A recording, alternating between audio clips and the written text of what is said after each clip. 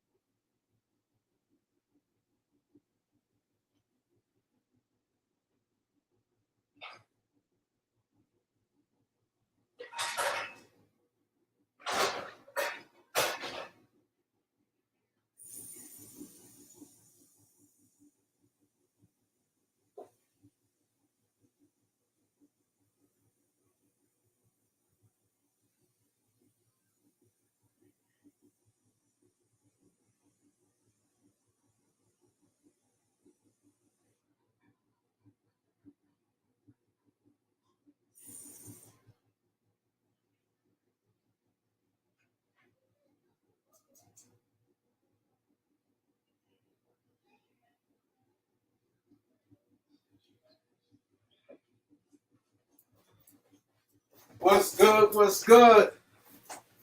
What's good? What's good, peoples? Let's go.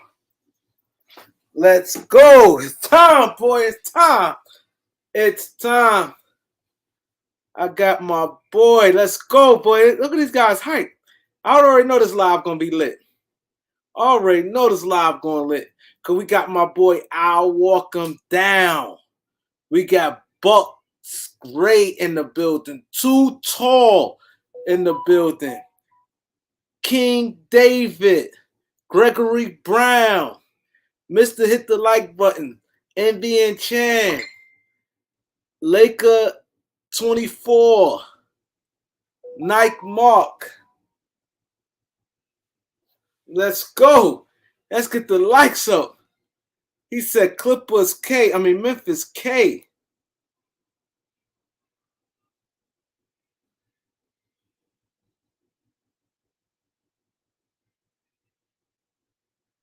Memphis K in the building.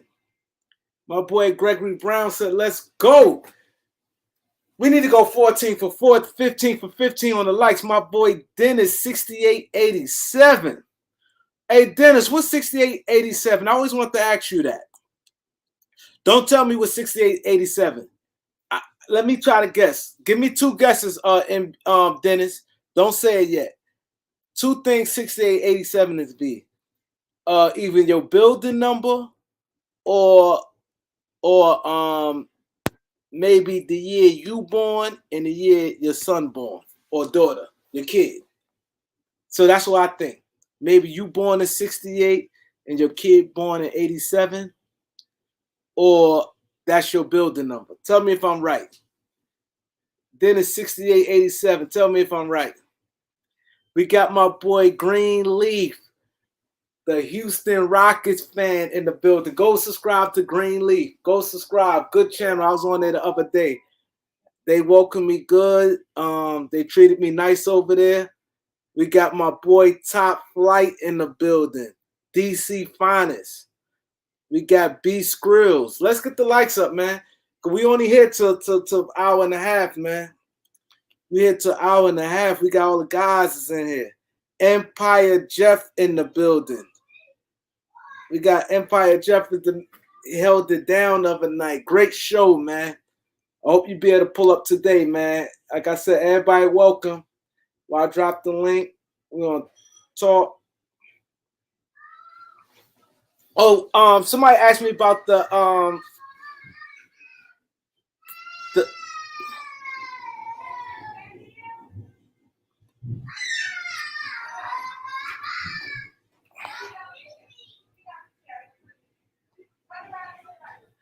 it's a going stream game today. The big screen, we're gonna do it again. But like I said, that's a ticket there. That's a nice ticket. So yes, I'm a do it again. But that's why I tell you guys it's important to support you guys with the likes and stuff. It's very important. See, my boy Dennis said I was right. He said his son. My boy Dennis said I was right. I knew it. Cause I'm like, them numbers mean something. I always tell people I'm big on psychology. I'm very big on psychology. People just not gonna have no random numbers for no reason. Who else we got in the building? We got my boy Knowledge.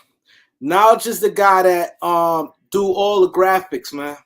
Y'all see that Kareem report right there? That's Knowledge. He helped me out a lot behind the scenes, give me good advice. Knowledge told me don't sweat that, man. YouTube gonna do YouTube. They gonna do the funny money stuff. He said YouTube gonna be YouTube. Don't worry about that. So he know a lot more about YouTube than me. We got my boy Stunner in the building. We got Hudson Maine 87 is in the building. Yeah, subscribe to Empire Jeff too, man. He got a good channel. But like I said, man, it's very important you guys support this channel because I want to do upgrades and things like that. So, you know, as long as y'all keep watching, I'm going to keep dropping. Let's get the likes up, though. Let's get the likes up. He said the bubble rematch will happen. What's the bubble rematch? We didn't play Golden State in the bubble, right? B Skrills, what up? My boy, see you later. See you later been on this channel for a long time, y'all. See you later is like 19. I think he's been here since he's like 16. Oh, Lakers and Heat. Oh, Heat ain't going to no finals. I don't think the Heat gonna beat the Knicks. I don't think the Heat gonna beat the Knicks. I really don't. I don't think the Heat gonna beat the Knicks. I really don't. I don't think they're gonna beat the Knicks. I think Philly or Boston, whoever win that series, coming out the East. Whoever win that series coming out the East. Yeah. See you later, been a long time, boy. He said definitely 18. Because you was there like before LeBron. When we talk about the young core, see you later. This before LeBron. So you've been there, I think, before 2018. Before LeBron joined. We got my boy Daniel Sports in the building. Raekwon Coffee in the building. Angie Bernard. Man, Angie, you got to come to the show, man. You got to pull up. Angie be on point. See, that's what I like about this channel. What I like about this channel here, man, because we could say something and I don't have to do no work. Other people come, oh no, it's this. Angie had all of the breakdown of the new CBA and everything. That's good to have. That's why I like this channel, man. I really like this channel because it's real knowledgeable. Like somebody could just breeze by and somebody could come, like I said, and that's why I really give Knowledge a lot of credit, man. I want to give Knowledge a lot of credit because I ain't gonna lie, I was depressed because I'm like, I work hard, but they've been playing my numbers ever. And I used to think Hassan Campbell, I don't know if y'all familiar with Hassan Campbell, but I used to say he's crazy. I used to say Hassan is sick. Because he watches numbers too much. I don't watch it like that. But it like I said, I wasn't really complaining. But once I hit 6,000, it kept being shaky. From that day on, that's when it kept, I get 10 subscribers, lose 2. I'm like, who do that? Nobody really goes back and unsubscribe unless it's a problem. You know, I done had tremendous good lives and things like that. Nobody really be like, oh, let me go see and I'm unsubscribe this person. People don't do that. People don't do that. So when that happened, I wasn't really saying much. I get 15 new ones after live. Then the following day, lose 3. It just was too much up and down from the time I reached 6,000 subscribers. But like I said, Hassan, he watches numbers all the time. Hold up. We got 5,000 people in here. We got 5,000 people. Get the likes of it. Then you know Hassan will say, his numbers dropped from 5,000. It dropped to like 3,800. See, YouTube playing with my numbers. YouTube playing with my numbers. See, they playing my numbers. Oh, I should have been at 500,000. They playing with my subscribers. YouTube playing a lot. He used to always say that, and I used to be like, he's a sick man. I said, you think YouTube got time to sit there and be worrying about somebody's numbers? But it's the truth. It's the truth. There's no way in the world I'll lose 100 and something subscribers in 5 days. There's no way.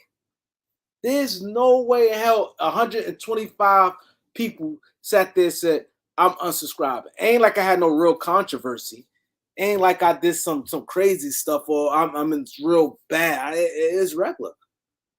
And like I said, that day when Elder was dropping that knowledge, that might have, you know, I don't know. Who else we got in the building? We got my boy Eric Kelly is in the building. We got there's a lot of co accounts that get kicked off too. They clean them up and back. Oh, okay. Oh, okay. He said YouTube try to limit numbers. Yep. I definitely do believe YouTube do that. You know what else I think YouTube do? I think they do that because you know what's the first thing they told me? Go hard. Just do a lot of videos. I'm like, huh? You can't tell me what's going. They said they can't tell me. They said all to do, just keep working hard. Just keep doing a lot of videos. Just keep doing it. I said, man, they playing games. Made man. Yo, we got some dope names up here, man. Guys really took time and got some really dope names. Made man, I like that name. But to me, the number one name on YouTube that I seen on YouTube is I'll Walk Him Down. That is the hottest name.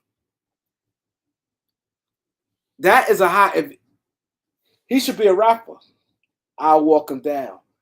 That's a dope name. If your name is Al, what's his name? I'll Walk Him Down. That is the dopest name on YouTube that I seen.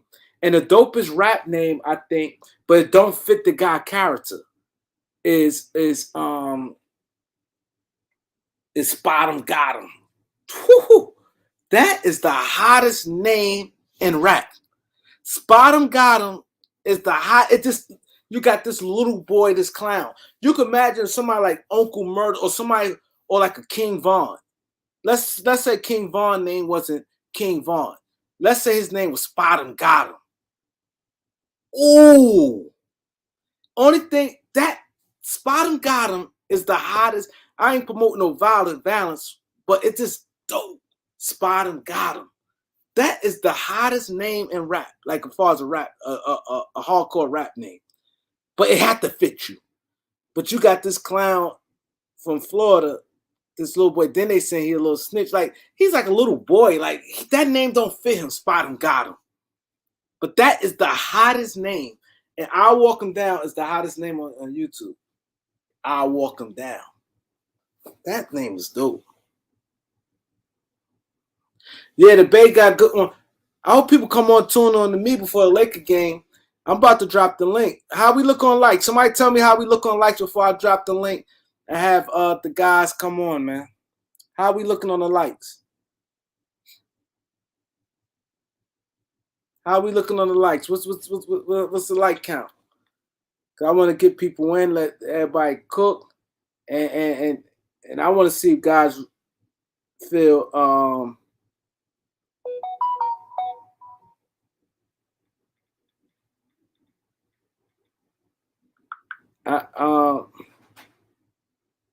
I want to know how guys 35.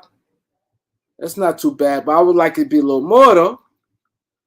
Let's get up a little higher. But I'm gonna drop the link now because I know guys want to cook.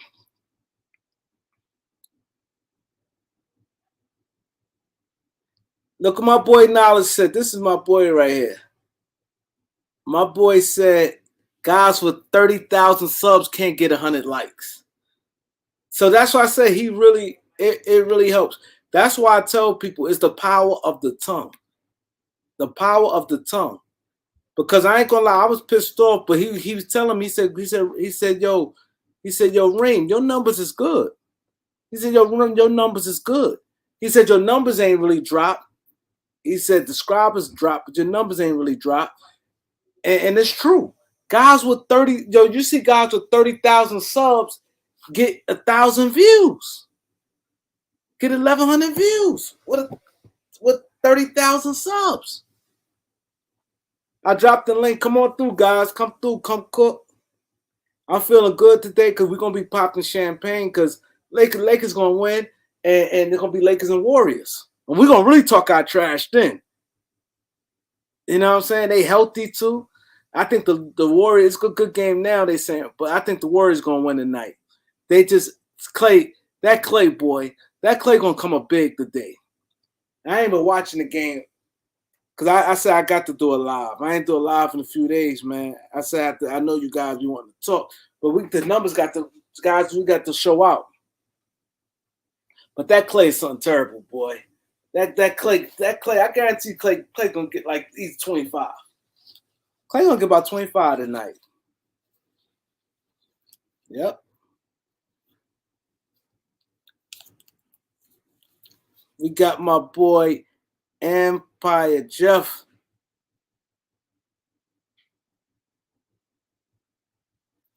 Yeah.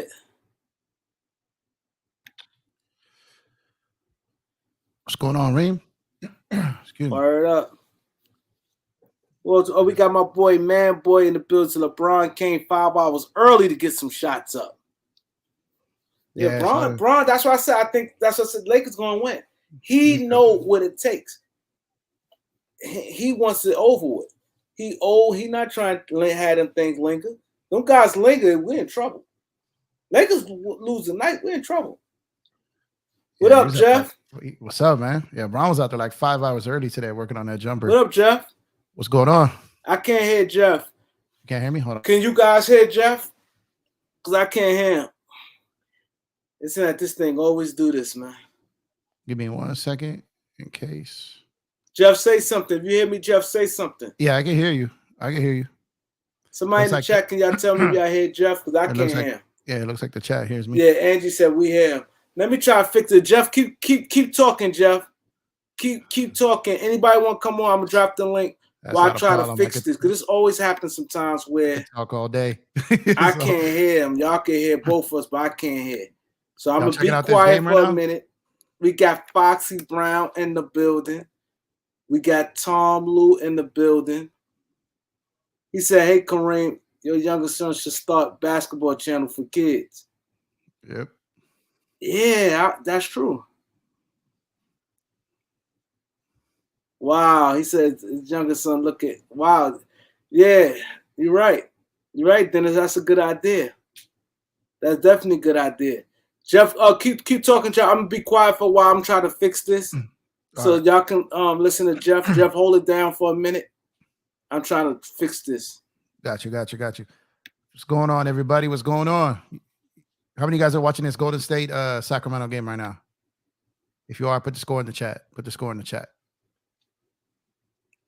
And also, I'm going to make sure I got the game kind of playing in my headphones, but I don't think it's coming through to the stream. So can you guys just confirm that? I just want to make sure it's not bleeding through.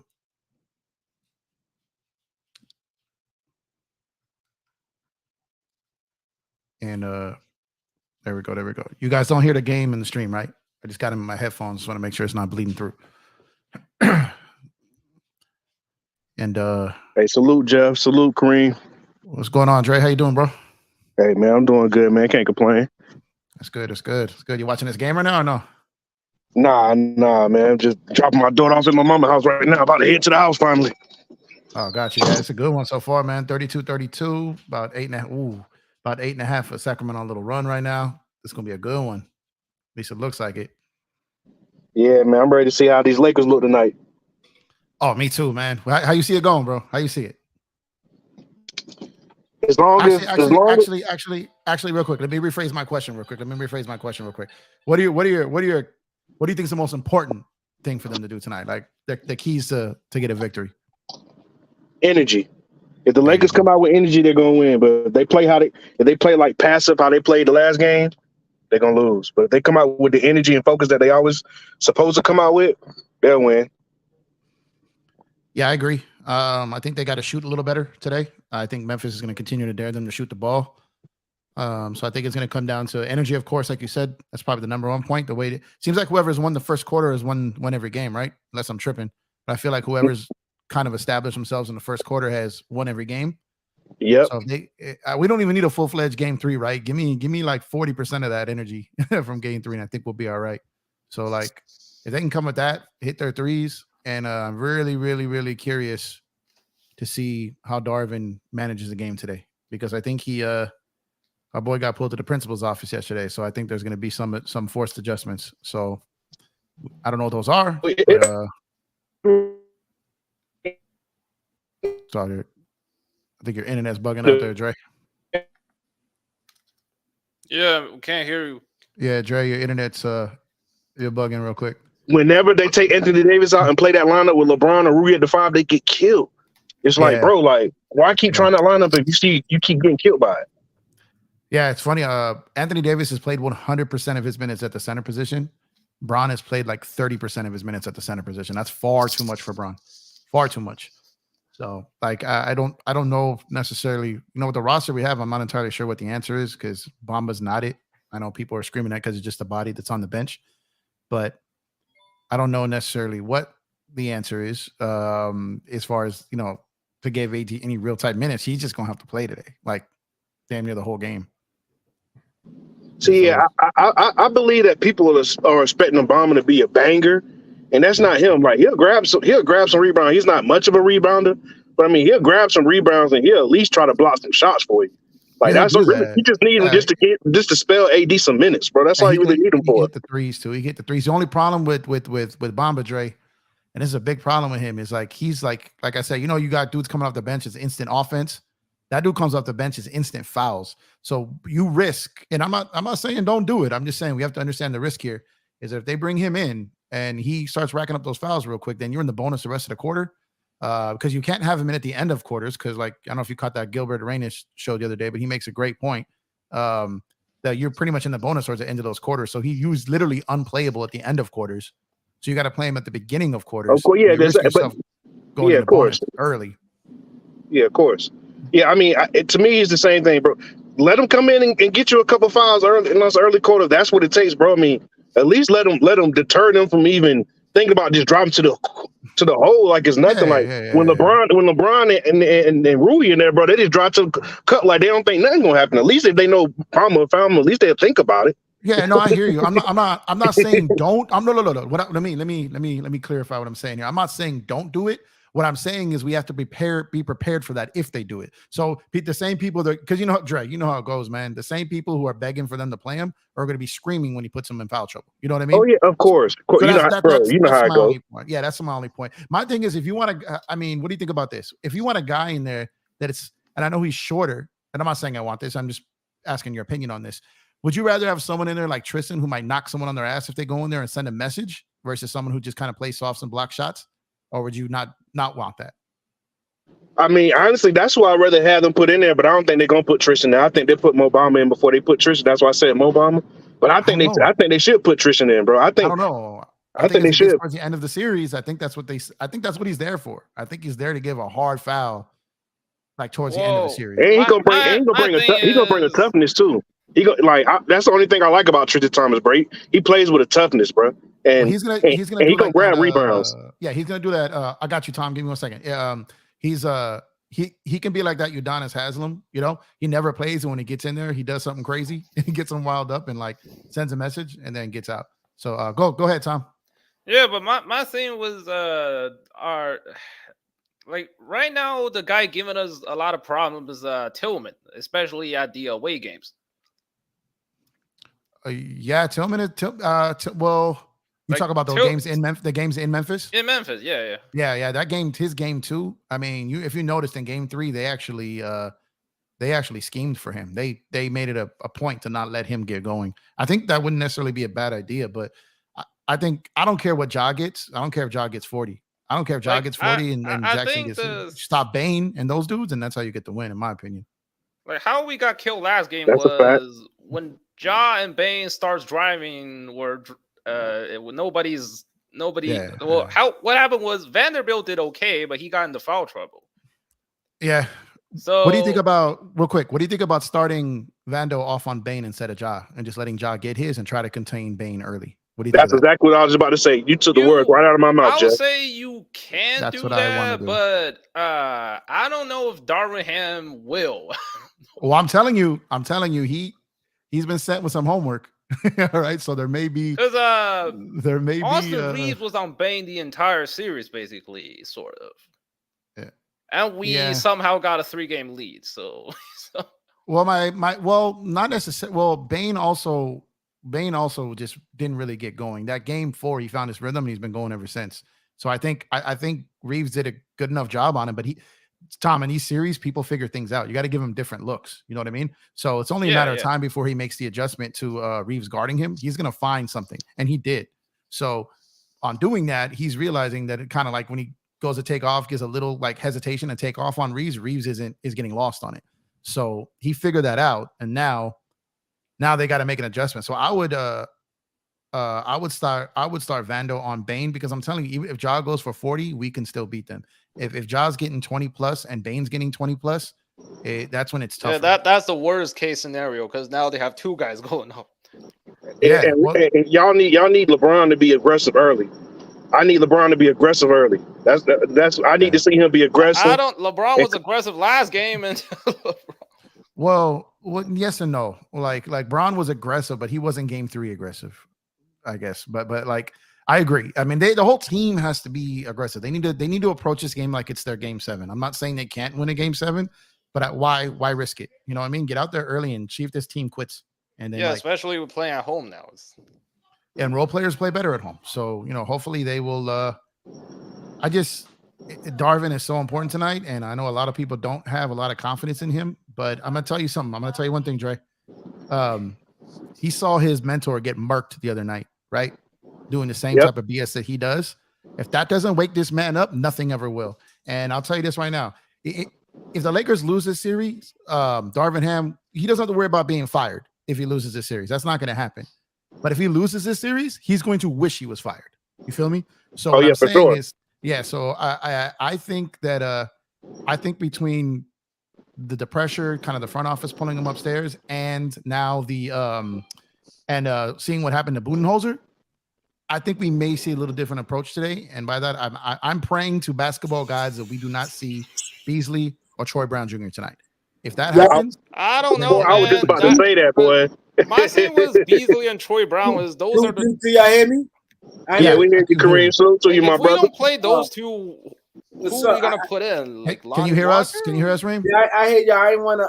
I want to make sure. I'm trying to fix it. It's good that it's fixed. But you said something, and I want you to elaborate on it. I'm gonna let Tom finish, but I want you to elaborate on it when you said, "Don't make the same mistake his mentor."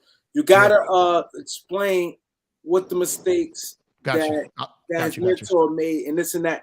I'm a Fuquan, you got to flash your face. Flash your face, and I'll let you up in the background, because I can't just let anybody up. But let Tom finish, and then Jeff, explain to the people about the Gotcha. What up, Fuquan? Then Jeff will go. I got you. What's up, Kareem? What's up, everybody in the panel? What's going on? Not much. Hey, it's not Fuquam. It's a French word, Kareem. It's fuck you mean. Oh, okay. I hear that. I like French. this guy. I like this guy. I like that. That's a t-shirt. That's a t-shirt, bro. That's a t-shirt. If you don't do it, I'm just letting you know. So it's y'all in different states, so I guess it ain't gonna matter unless he copyrighted. But Tom, I cut Tom off. But Jeff, definitely explain that, because I feel the same way. If they lose this series, we already know where the finger's going. But go ahead, y'all. You want me to let Tom finish? You want me to go now? It's up to Tom. Tom, go ahead. Yeah. So I say, Beasley and Troy Brown are bad, but I just think Darvin Ham need to avoid playing both of them together. Yeah, that's right. Like, when both of these guys are on the floor at the same time, that's bad. No, I got you. Like, neither of these guys make any shots. They don't really play defense. Like, they don't. Beasley plays no defense. Troy Brown can block a couple shots, but Beasley doesn't really give you anything on that side. But what I would say is I I want Lonnie Walker to get I want Lonnie Walker to get Beasley's minutes tonight, because he could score, he could put pressure on the defense. Even if Lonnie Walker goes 0 for 10, he does more than shoot threes. He doesn't just stand in the corner out there. He's got activity. He'll draw fouls, and later in the quarter, like, your guys will get to the free throw line because of his activity. So I would like to see him get some minutes. But great point, Jeff. Because before they made these trades, he was the one that was putting a lot of on ball pressure. And he was guarding a lot of the best like perimeter defenders before they made these trades. So you're right about that. Yeah, and he's already had a game where he dropped like 23 on them. So he's played well against Memphis. So I really hope, I don't know. I just really hope that and Beasley, like, Beasley was going to get minutes late in the playoffs, so they advance. He's just going through it right now, and I don't see why you'd waste an offensive talent like Lonnie Walker when you need some points right now. But can I say something real quick? Yeah. Like, if I was the coach, and I'm serious, I'm not joking, I will put LeBron at power forward, stop shooting, go down there with AD, and control the paint, and then I will have the three who I pick for 1, 2, and 3. You know it's debatable, but I would have them two down there, like on the inside, like straight up, or even put LeBron at center and have AD at power forward. Well, you might see that. But let me before I forget what Green wanted me to do, let me touch on this before I forget about it. So when I mentioned about how Darvin saw his mentor get murked in what everyone saw that Milwaukee game, and if someone's going to show you a video of how not to coach or finish a playoff game or a series, that was the game to watch. Because not only did that man not use his timeouts at the end of regulation, he did not use them in overtime either, like, at all. And you had guys getting the ball that also didn't want it. You had that play where Drew Holiday was trapped in the corner and he forced that pass that they called the foul on Lowry, but it wasn't a foul. It ended up being a jump ball. Then on that same jump ball, Giannis gets it and he's terrified of shooting free throws. Coach does not call the timeout there either. And he throws it. And like, Middleton basically has to dive into like the cameraman to try to save the ball, all because Giannis was too scared to hold it and shoot the free throws. So as the head coach, knowing this and doing all this, so this thing with Darvin, what people have to understand, this isn't just about the man being stupid. This is his coaching DNA. His mentor and the guy he's coaching against, Taylor Jenkins, was also part of that coaching staff. So he's coaching against his, like, a former coworker and one of his best friends right now. So there's that in his first playoff series ever.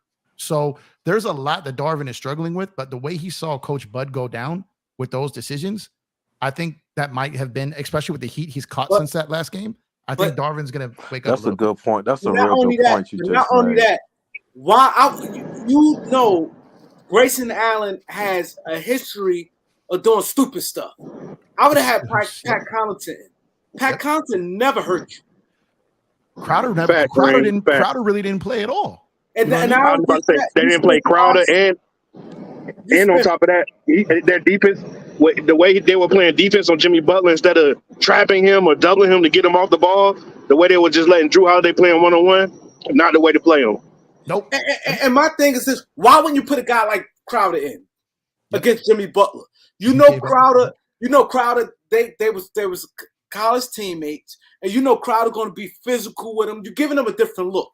Right. Drew Holiday's smaller than him. Drew Holiday, yes, he's a good defender, but when he was hot, like, if a man scored 56 points, you can't keep the same person on him. You got to give him different looks. I'd have threw Giannis. I'd have threw Crowder on him because Crowder wanted to get the minute. Then my thing, what I don't understand about some of these NBA teams, you spent 5 second-round picks on him. Yep, that's what I was going to say. You know how he got no first round. That was dumb. Like, I don't know how, like, they. He's a free agent. He's a free agent, so it's not like he had a year left where I probably can at least recoup a couple of them second-round picks back. You're gonna lose them for nothing. So you just gave away 5 first-round picks. I mean, second-round picks to go away in the first round. And then not only that, it's not like you OKC or you a team who has a ton, Utah, with a lot of draft picks where it doesn't matter. You don't have that. You trade away a lot of your first round picks and second round picks for a team like y'all. When you have a good team like that, good teams like that rely on second round picks and like small moves that counter tough moves. Where y'all getting better at? Now you in a situation, Middleton hurt, And one thing about the NBA, even though guys be hurt and all that, they still get buku money. Now you're gonna end up paying a guy that's really like Middleton. He capped out. You ain't gonna see no better than Middleton. Yep. He capped out. He I think he's 30 now. He's 32. not 32. Like, what do you want to pay him? Yep. And he's a free agent. A free agent. So you can't afford to lose him for nothing. Nope. But then you don't want to overpay him because how's your team getting better? So you lost a whole bunch of second round picks with Mike. You supposed to play Crowder. That's what I was saying about Darvin Ham. The mistakes I was saying he make when you coaching and you not winning, you got to try everything in the book. That's why I was trying to explain to Elder Elke. He said, "Oh, the 15th man, it doesn't matter." Sometimes they in the NBA. You can't think of he's the 15th man. What's in that? But Bamba is garbage. Bamba had a lot of good NBA games in his career. Yes, he did. It's not like he can't. See, people talk about like he can't have a good game. He can play. He's confident in LA. Has he been good in LA? No. But see, the thing is with LA, fans will get on you hard, and then we don't make it better. The coach showed that he has no confidence in you. So Darvin never showed no real confidence in him. So now it's hard to play like that because now you don't want to make a mistake. So you don't want to be aggressive because you're like, damn, now you second guessing yourself. We all know second guessing yourself is not good. So Darvin, as a coach, he's not doing a good job because you got literally you playing about Austin Reeves played 40 minutes last game and he didn't have a good game last game. He was all right, but 40 minutes where you have other guys that's still good, like you could have gave Lonnie Walker and Beasley a little bit more minutes because we got blown out. Right. You know what I'm saying? I'm not Austin Reeves should be playing minutes, but I'm saying 40 and then Braun in them. He had Braun in them in late he don't with Darvin right now. See, Darvin ain't thinking long term. Memphis is a team always beat themselves. They do stupid stuff, this, that, and the third. They beat themselves. The more you going, you ain't gonna get over by playing 5 or 6 guys like good minutes, and you're not gonna win like that. You're not. You got to find a hitting gem in that bench, and you're gonna have to be calling on some of them guys deep in your rotation to have them come in and hit a couple good shots, make defensive plays, do something. Every team, if you go back and look at the history of NBA, they grab, pull guys, and guys come in. You be like, where the hell this guy came from? Yeah, where he come from? Yeah, where the fuck he came from? He come in, and he hits some shots, or he make an impact. Darvin losing too many of his players. Like Bamba is shot. Like Bamba came from getting 10 million out. He was solid, and what's his name? How much he averaging? Like 10 points when he came to the Lakers. How much? He see people talk about Bamba like he did nothing, like he's a zero. He had like decent NBA career. Not like if you goes look at what he got drafted at, but he's pretty much decent. And then what's his name? He was like 7. He was like 7 points a game in Orlando. Last year, I think he had a better year, right? Last year, Orlando 6 got 6 points. Pablo and Bobo this year. Yeah, he wasn't getting minutes, makes sense. and he was hurt. You know what I mean? And he but I'm saying he's not. What I'm saying is he got some good traits. He could block shots. He's not like a guy that we grab him from the streets. What kind of rebounder? He can hit shot. He can hit threes and block shots. He's not a great rebounder. But yeah, but the thing is, he's okay-ish. He's not but the thing is, we don't need a great game from Bamba. We need like a good quarter. You know what I mean? It's this like is come and do something. He might do something. Yeah, he might just do something. But you don't want to lose too many of your guys. You lost Lonnie Walker. This guy was our 3rd or 4th best player for the first half of the season. Right. Now you just lost him. Right. Mike Beasley was having a great one of the 3rd best 3-point shooter, maybe 2nd, whatever he was in the NBA. You lost him. So now it's gonna be hard. Like now, let's say we go to Golden State, and it's gonna be hard. You just gonna call a guy number, a guy coming to produce for you. No, I think he'll step up, Kareem. What's up? Lonnie Walker. Yeah, I'm not saying he'll step up, but he's got to get his time. He's got to get his minutes. But what I'm Kareem, saying is, it's hard when you just got a guy and you got no confidence in him, and then you say, "Yo, I need you to play."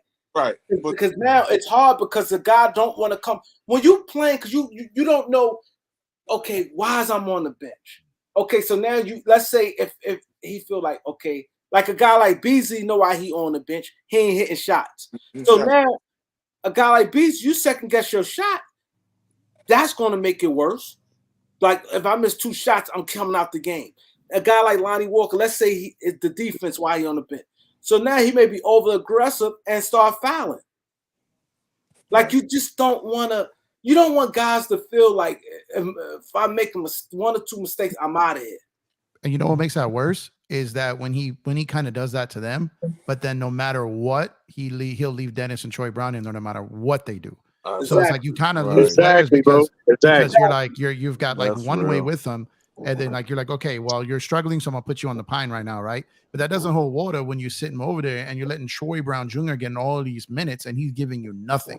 And the Beasley thing, I kind of somewhat get because the league is still not leaving him open. Even though he can go over 10, they're not leaving him. So at least he serves a purpose of one less person they can send the double from, right? But at the end of the day, like there's no excuse for him to continue to play Troy Brown Jr. whatsoever. So if I'm Lonnie and I'm any of these guys and he's playing him while telling me like your time will come, but this is not his time should come because Troy Brown should be out of there. So let me ask you a question. So, what was the name of the center that they lost? That should still Thomas be Bryant. Thomas Bryant. Damn, man. Still want to bang it up, but he want to bang it up. The answer is Tristan Thompson. He just got to throw him out there to see what he can do because he's the only one that's really on that bench that we really haven't really seen. So to get that point. But the question I want to ask is like, okay, we all know basketball, right? So like, okay, we know you kind of break down to what maybe 8, 9, 10. But when do you break that shit? When within the series to say this shit ain't working because he's sticking with Beasley too long. Troy, it depends on the coach. It's a strategy. Right. It depends on the coach. When do you break that shit? It's like, I mean, did you watch Coach Bud? Have you? I mean, you've been watching basketball a while, right? You saw him in Atlanta too. So it's like if he's sticking to his principles and fundamentals, what he was taught, he's not going to change it in the series. He won't. So the only way he's changing it, and the reason I think there's going to be a change is it's because it's going to be forced from up top. Right. So you notice he started saying stuff yesterday, but he kind of started putting it out there yesterday, talking about like in their coaching, all they really did was work on sub patterns and rotations and stuff. That's coming from upstairs, I'm telling you, because they're not, they're upstairs and Braun probably collectively. So I think you're going to see something today. I mean, I don't know if it's a result of him or them, but I definitely know they got involved because they've done that with every coach so far. They gave him the leash this time. They said they were going to allow him to do it, but the second they get their backs against the wall and he's messing this up, they're going to involve themselves. Right. That's at least that's good to hear. You guys think the upper management call Darvin Ham the office? Yep. Yeah, I think so. Yep. They had after that last game. They had to. I'm willing to bet. I'm willing to bet almost anything that happened. But here's my scene with Darvin Ham though. Like it's still up to him to mess it up during the game. It's not all on Darvin Ham though. It's not all on him. He has the players too, bro. The players have to come with that focus and they have to be locked in, bro. Like too many times in this series we done seen the Lakers look lethargic, bro, and just act like they're not playing with any energy or effort. Or like prime example, right? When they was up 3-1, bro, that last game they played, bro, they should have had way more energy, bro. They should have tried to go ahead and cut the head off the snake. They didn't even look like they care, bro. Like LeBron, I seen a play where LeBron was crying for a foul, and instead of getting back on defense, he just walking back up court like this is not the playoffs, bro. I'm screaming at the TV like, dude, what are you doing? Like, go help your team. In the first half, it was under the basket. Yeah. I remember thinking the same thing. That's you're supposed to be the leader. Don't do that stuff, bro. I was tripping off of how what is he 5? Matt, show your face real quick. Flash your face real quick. Then I'll let you up. All right. You think it was the? Is it 3 for 36? Hold up. What is LeBron shooting from 3 right now? He's shooting 17%. He's shooting like 17% from 3, bro. It's like 3 from 36. Yeah, he's 16.7%. And my point, LeBron was bad from 3 a little bit. And my point is, bro, cut that shit out. take it We've to been the asking hole. that all season. We've been I asking know. that I don't think all he can season. at this point. It's just It's just who he is, right? it's like You it's like want to part know of what his I really don't game. understand, bro? I don't understand why they don't put LeBron in a high post instead of like let Yep. D'Lo and them come in and then put LeBron in a high post in the position that we put AD in, right? Because they And don't then know how put to feed the post. Listen to me. They don't know how to feed the post. Yeah, they can't even get AD get the it ball. in. They They can't can't even get get it it to in. him. No, I know that's what I'm saying. I'm just saying this. What I'm saying is let LeBron get in a high post and then let Listen, he him ain't work gonna from have there the nobody same to way. give it to him. Listen, he won't have nobody to give it to him in the high post. The formula for us to win is the formula do a whole lot. You can't expect 38-year-old man doing everything out before. It's the formula. And what was that game? What was that? Which game was that where we kind of really put a good game together? Where actually the role players kind of Game 3. Game 3, where they really put a package together where the role players kind of just kind of stepped up. So that's what I'm hoping tonight. I'm hoping that the role players can get going. You know what I mean? Well, I mean, to be fair, there's 5 players averaging double figures in this series. We are up 3-2. We were just up 3-1. They haven't been playing terrible. It's kind of like the recent game. But as far as like they got 5 guys scoring double figures, the role players have been playing. It's just a matter of fact, like their role players woke up is what's changed this series. Right. See, the other Jay Riddick said stop being he said we up in the series, you guys too critical. Right. Yeah, Nah, it's not that simple. I mean, the stat. I think it is that simple.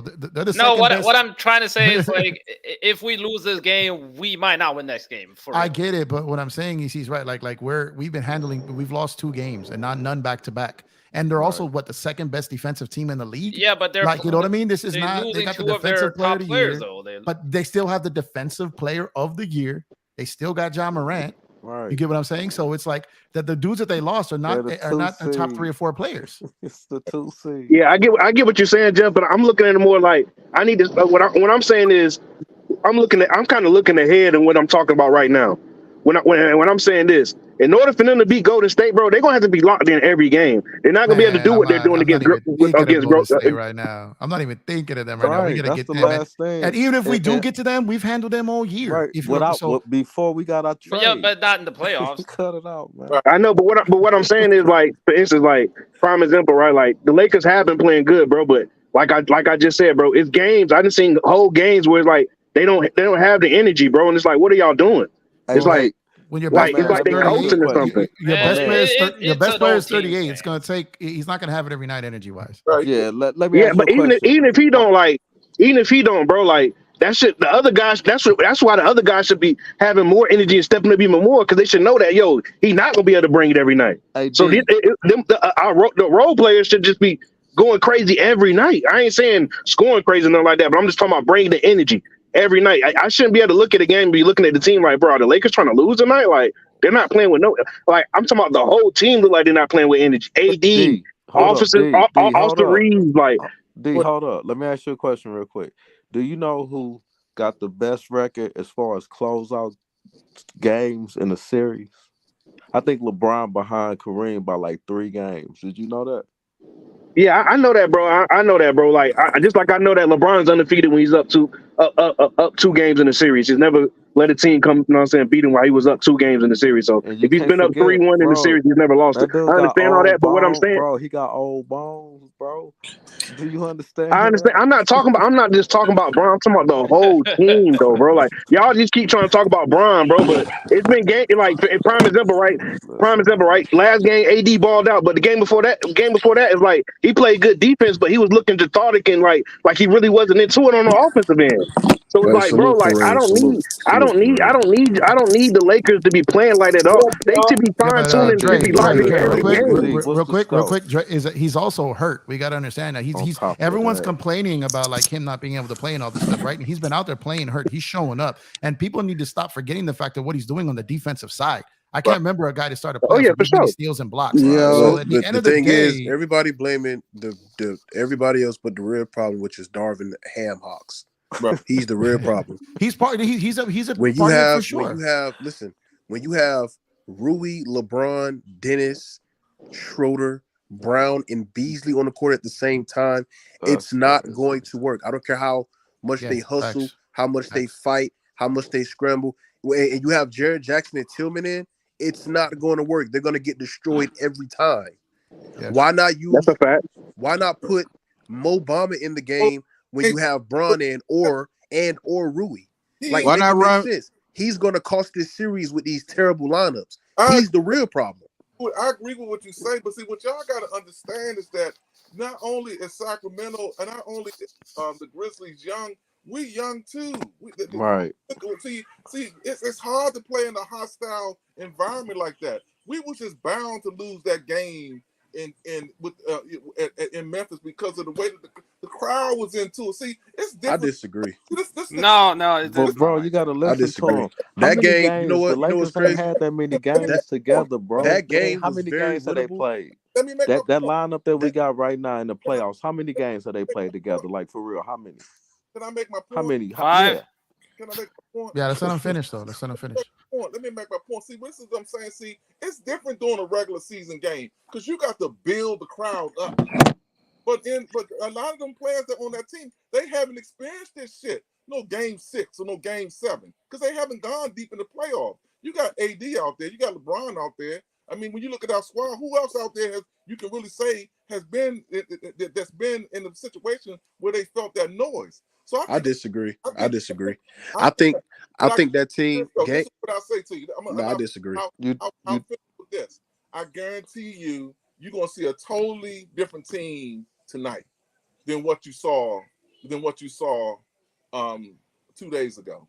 I guarantee you. I really listen. hope that's That true. game. Do you know that? Do you know Game 5 was winnable despite LeBron's bad play?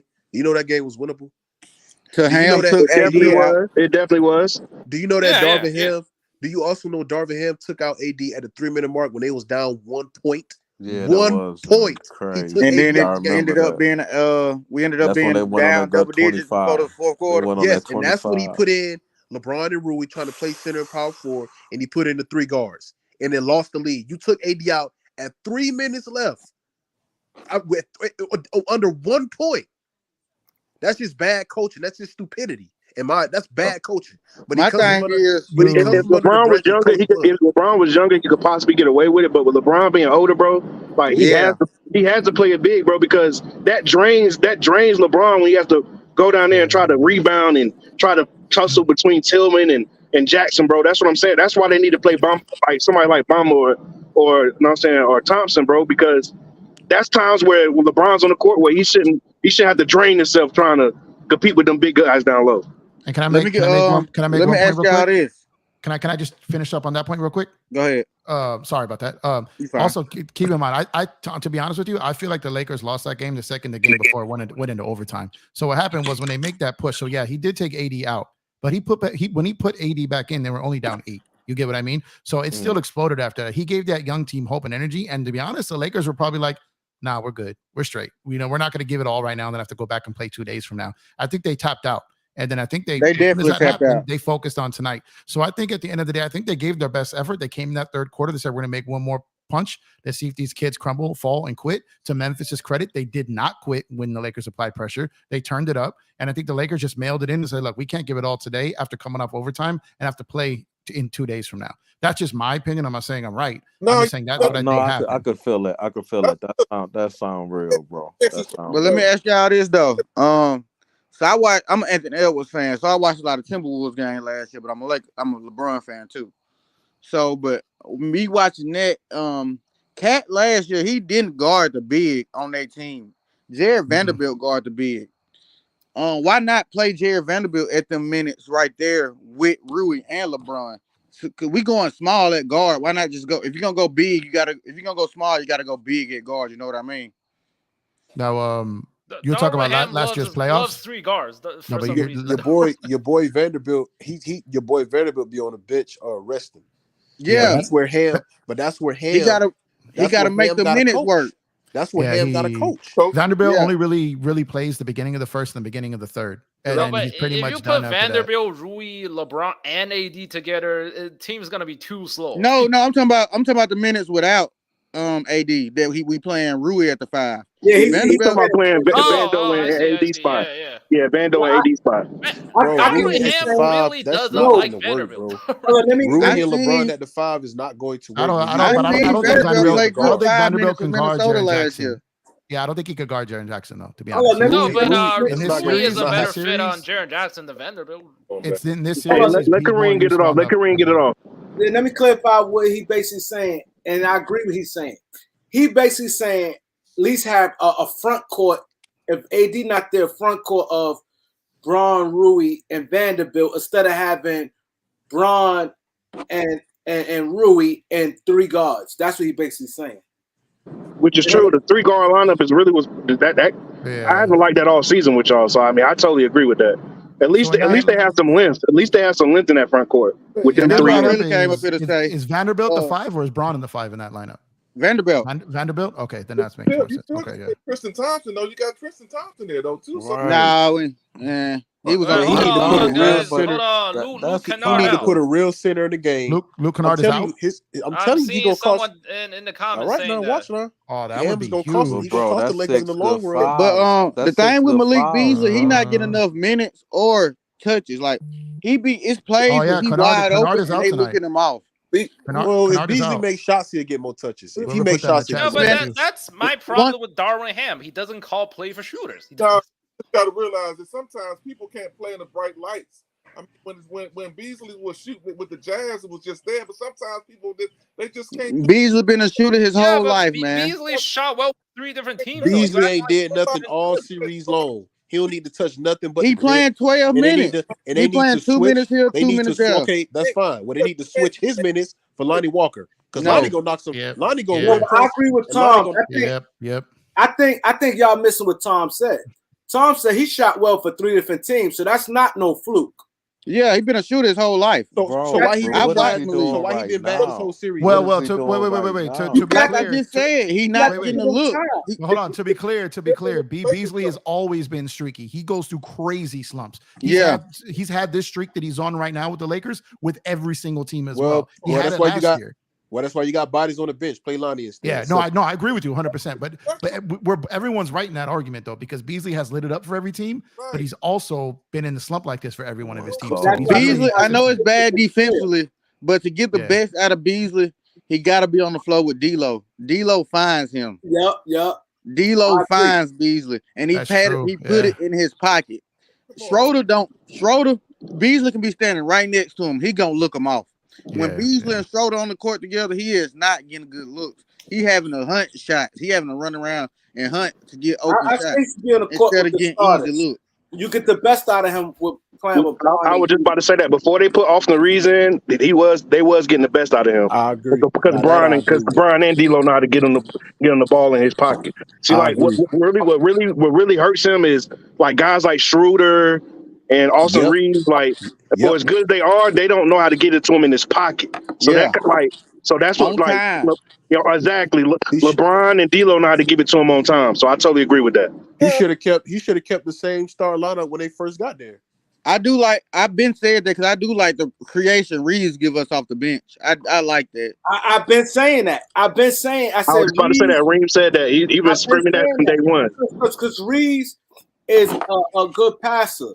So when you're dealing with role players on your bench, you need another passer. Mm-hmm. So you have him and Dennis Schroeder. Like, why put all our playmakers on the starting lineup? We got 4 playmakers, basically, right? We got Braun, D'Lo, Schroeder, and Reeves. You got 3 of them in the starting lineup. So now, if you keep have Reeves as another playmaker, he make the guys on the bench give them easier shots. He get guys on the bench easier shots because he's a good playmaker. Right. He played down. It's good for him to play down the stretch. You know what I'm saying? But I'm just saying, far to get the guys on the bench going, because he's a good playmaker. Right. And we ain't even talking about D'Lo, because that's what he need to have a big game. Yeah, I was about to say he's the key. I think. But you know what, D'Lo? What we get from D'Lo is what I expect. If you ain't watched him all these years, like I just said, I'm an Anthony Edwards fan, and I watched D'Lo sell Anthony Edwards down the drain last year. But I ain't expecting hold on, and don't forget, man, the last 2 games, D'Lo put us in. One of the games he made sure we won when we went Absolutely. overtime. Yeah, And then one last time he put us right there, bro, with 3 or 4 in a row. Right. Because D'Lo's D'Lo's been not doing afraid his of the thing, lights. He's bro. not afraid of the moment. That's one thing about Right. him. He's not afraid of it. but Whether he misses D'Lo or plays, makes, but he's not afraid. D'Lo doesn't play hard though. He just takes his spot and I know, take but a he quick always shot. will put you where you need to be. He too lackadaisical. He too cool. It's like you make $30 million. That's not how you're supposed to play. At the same time, when y'all talk about Beasley is like he'll get hot, but he won't be hot throughout the game. He'll just get hot in the quarter. Right. For about 2 minutes. I just want to see him just try. My thing, and I think Kareem, and I was on with Elder one time, and I was saying, just try some shit. You know, at some point you just gotta try some shit, and it's like he just so far into this, he's just so stuck in his ways. Thornton Scamp won't do that. Ham coach like he got a 28-year-old LeBron. Yeah, but hold on, my man. Game 6 It's hard to make changes. It's hard to make changes in a series. When you up 3-1, yeah, you could try some shit right now. And man, not this game, he won't. Don't be trying no shit right now. Ham coach like he got 28-year-old LeBron. That's how he coach. Be done with it, man. Nah, he had calling LeBron's Giannis. I'll say to you about that is like, you know what I mean? I might have to go away from Beasley. I'm sorry. I got to go away from Troy Brown. It's the Troy Brown should not see a minute tonight. He should not a minute. I'm going away from. Don't worry. Troy Brown will play 20+ minutes. Troy Brown should be. I don't think so. He should be inactive tonight. He should have on his. He need to go away from that 3-guard lineup. LeBron cannot play no center, and Rui can't play center. He need to stop it. And Troy Brown is not a legit NBA player. Hey, so. And something else you guys haven't touched on yet. I feel like when AD gets the ball, he need to make quicker decisions, bro. Instead of letting the double team come straight to him, he need to go ahead and make a quick decision. But that's AD's game, though. Like he's not that type of player. Like, well, no, you know what? In 2020 he was. In 2020 he was. That was what, 3 Hey, years ago? hey, Kareem. Hey, OG. I know you appreciate this. You don't see no screener to get the big man open action no more, do you? Yep. You know what I'm saying? Screen the block, get the big man open. I'm young and I know about that. So why we ain't doing that? And he's in the corner far too much. He's hanging out in the corner. Like with the screen. Well, who AD? Right. Yeah, he's always in the corner. Like, I'm talking about setting a screen on AD man to get him cross post. Yeah, I agree with you. Get him cross post to post up and get good. Because man, he might be running through the screen and fall and trip over somebody's feet and get hurt. You gotta keep AD away from as much traffic as possible, huh? And you need a Rondo to get the ball into him, man. We ain't got no real point guard that can get the ball. AD has the work on his ball handling. Not ball handling, but like what he do after the double. He need to watch more film. The problem is that when they give him the ball in the elbow on the side right there, Jaren Jackson doesn't guard him head up. He's there for help. So it's like what happens is if he goes to the middle, he's got that dude down over there. You get what I mean? So it's like what they've got to do is they've got to do something where they get. So what I would do is whatever side of the floor that Jaren Jackson is on, you get him involved with pick and roll, get him on a switch to where he's on the perimeter, and then you swing the ball to AD. The problem is they're not running any type of offense to create the mismatch, and that's what the problem is. You got to do like Doc Rivers did for Embiid. Put him in the high post. Put him in Exactly. They need to run more motion. I'm with you on that, Jeff. They need to run more motion. And as soon as they go to the zone, which they hit us with out of nowhere, then you immediately the team needs to know. As soon as they go to zone, the offense needs to react to that immediately. They need to have a setup play. The second they go to zone, flash AD up high, and then you don't because they just sit there like they don't know what to do in it. Like have a play ready. You see zone, this is the play we immediately go to. And it's like shock them right back out of it. Hey, I'm watching this Sacramento game right now. And they giving the business. They giving the business to Golden State right now. Hey, so let me ask this question. And so at the start, as bad as things, as bad as the last game was, at the start of the season, at the start of the series, did y'all? I assume everybody had us winning, right? So I had them in 6. How many games did you think it was going to take us to win the series? I had Lakers in 6. Everybody said 6. I said like 5. It's not. It's going. I had 5. If Darvin Ham will get out of his ways, it's going to go to 7. If Darvin Ham will fix the rotations, it's not going to end at 6. That ain't the question. The question is. But I picked them in 6. All right, it's 7. If Darvin Ham but nobody saw Grizzlies gonna have those bad games. I had the Lakers in 5. I did. It's going. Well, They're not great on the road, bro. They're not great on the road. All you gotta do is get one in their building. Like this wasn't too like unobvious to me. And the Grizzlies struggle. And the Grizzlies struggle in the half court. If you limit their They just transition, ain't got that much talent to me. if you limit their transition, they struggle in the half court. The Grizzlies yeah, are a but front running Grizzlies is team. not a half court team. That's like No, but they're especially not. with Ja. They're mostly like I felt like the 2, the 3, like the seed. No one was scared of the top portion of the bracket in these playoffs. That's why, like the lower seeds, like the I'm 4 scared of the Nuggets. Well, no, okay, well, I'm not scared of any team. I think we match up against the Nuggets. But what I'm saying is that no one was really. That's why so many teams didn't take the regular season serious. The teams that did or had the youth to sustain it, they are the higher. Like, yo, Jeff, I got a question for you, and try to be as honest as you can. I'll be honest. If the Lakers, with LeBron playing that bad, won that game, does that mean that the Grizzlies gave up? Which game? The last game. The last game we played. The Grizzlies didn't. They won last. I'm confused. Game 5 you're talking about? Yeah, that's what I'm saying. Game 5. If we would have won with LeBron playing that bad. Oh yeah, it would have been that's what I said. When they got it down to 1, usually when you go up 3-1 on a team and you go back to their building, they come energy in the first half, they tap, they get a lead up early. Then the team that closes out the series makes a run, pushes them, and usually that other team, especially a young team, kind of gives up. They don't want to fly across country again. And usually they quit. And usually you win because they quit, really. But then they rally, they push back. That was actually impressive. So I think that if we would have won that game playing like trash, it would have mainly been because Memphis just didn't want to come back to LA. That's just my opinion. Okay, that's how I feel. I'll say if they really gave up, we will see it. It's going to be obvious. They're not giving up no more. It's old. They playing hard to the end of the day. Yeah, but that's what I'm saying. Like if they really did give up, they can't play hard today. LeBron, Ramon, James gonna show up tonight. Yeah, I hope it's gonna be ugly. We'll see tonight. I think that foot injury might have took it out of our boy then, man. Hey, you shouldn't be expecting no them losing games. Them losing Kennard is really big though. He's older, man. Don't expect no super. Yeah, I feel you on that, Jeff. Kennard is the one that helps space the floor for him when they take Baines out. You should expect a nice, efficient 25 plus games for LeBron. Don't expect. You know what? I'll say this. All right, Luke Kennard is out. Hey, panel. Darwin Ham, this is your last chance. You better do something. Well, let me explain why that's important more than one way. So Tom, you mentioned how Austin Reeves was guarding Bane, right? Now all of a sudden he wasn't doing anything. All of a sudden he started going, right?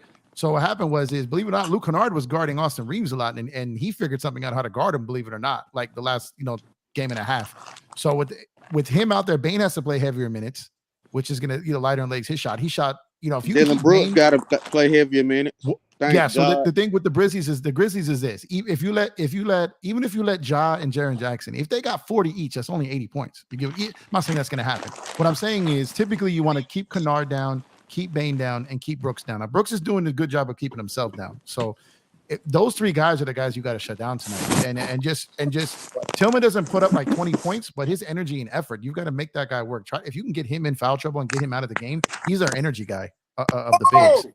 Get the ball. Yeah, so basically you got to let Brooks and Jackson beat you and lock up everybody else. That's Ja, because I'm telling you, when Ja goes for big numbers like 40, 45 points or anything above 35, they just standing around. Yeah, because Ja's I've been saying this for like 2 months. Ja is the worst player in the NBA in the fourth quarter. I'm not saying he's the worst player. I'm talking about statistically of usage and everything that goes into it. He is the worst player in the league in the fourth quarter.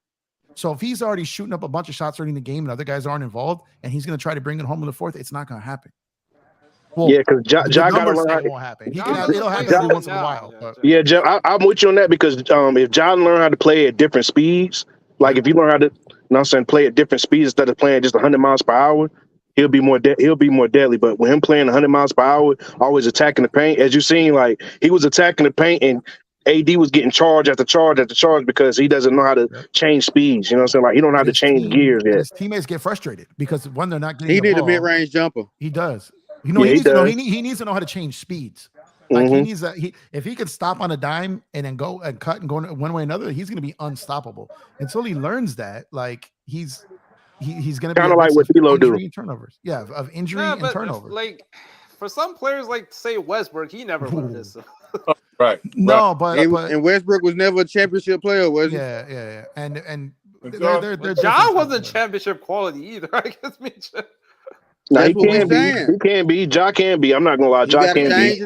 He's still young, so I mean, he can be. If he learn how to play within the team and stop jacking up shots, and like I said, learn how to change gears, change speeds. Yep. I think that'd be tremendous for his game, bro.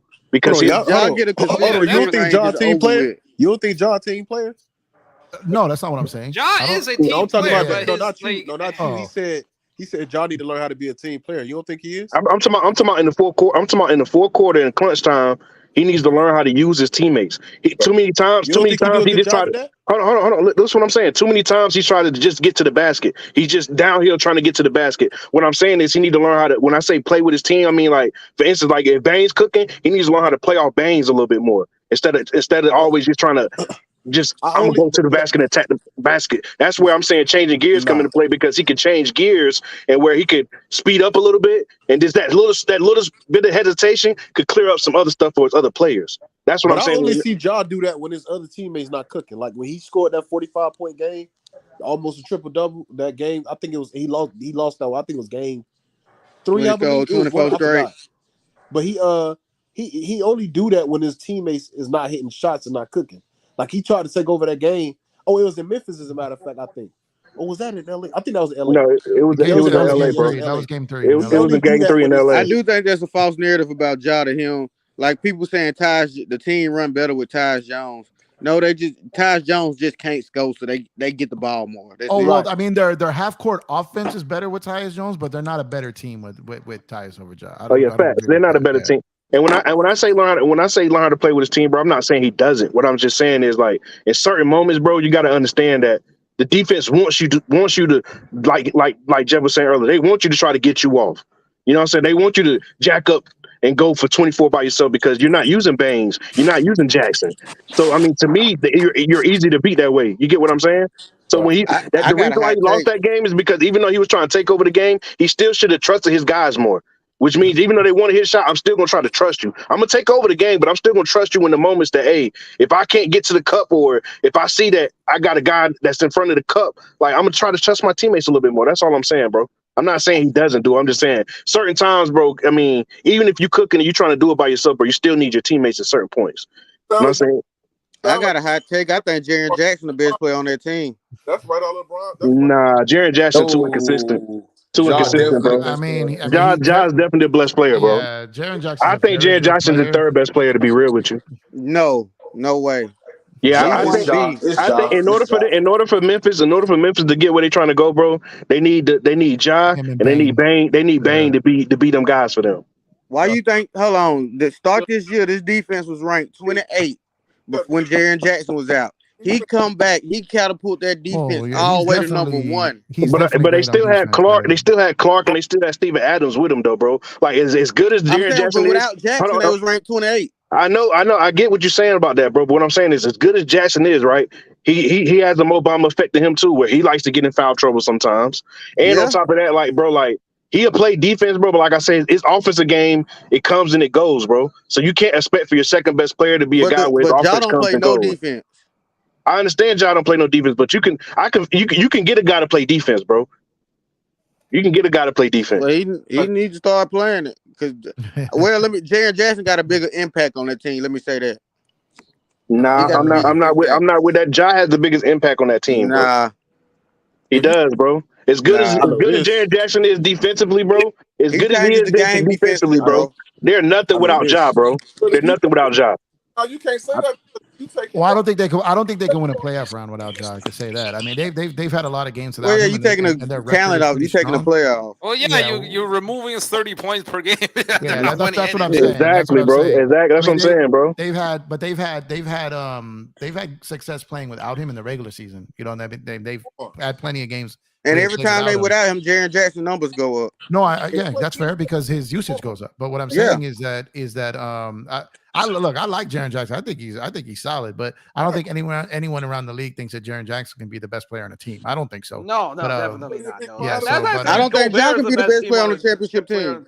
No, on a championship team, that's absolutely debatable. I'm with you on that. But I'm talking about like now that if you gave, that I agree. If you here's my thing, if you gave every GM pen and a paper and said choose between Ja or Jaren Jackson right now, 30-0 would be Ja. That's just my I'm gonna choose Ja too, but I still think Jaren Jackson better. That's what that's a comparison though. You can't do that. You can't tell me that you got the defensive player of the year on your team and you don't think he's a factor. No, of course he's a factor. What do you mean? Gobert was defensive player of the team a year. Of course he's a factor. He's an absolute factor. No one said he's a non-factor. He's a factor, like but AD, he shut down the paint. This the difference. This the difference. He's a factor, but Ja is the heart and soul of that team. Ja is the heart of that team. Jaren Jackson is a factor. Don't get it. He's a key factor, but the heart of that team is Ja. I agree. They're going to go as far as Ja takes them, not Jaren Jackson. I'm sorry. Well, hold on. Let me ask a question real quick. When it looked like they got a winning record, a real good winning record without Ja in the regular season. Yeah, in the regular season, bro, you can do that in the regular season, not the playoffs. But they're going up against. You got to understand, they're going up a lot of teams that are load managing, tons of injuries. Like during the regular season, I'm telling you, they would not win a playoff series without him. They just win it. Well, yeah, you taking a playoff the team. Yeah, they ain't gonna win one now with him. They won't win one without Jaren Jackson either. Shit. We gonna knock their ass off. They ain't gonna win one. Yeah, I hope. I mean, man, they wouldn't win a series without Jaren Jackson either.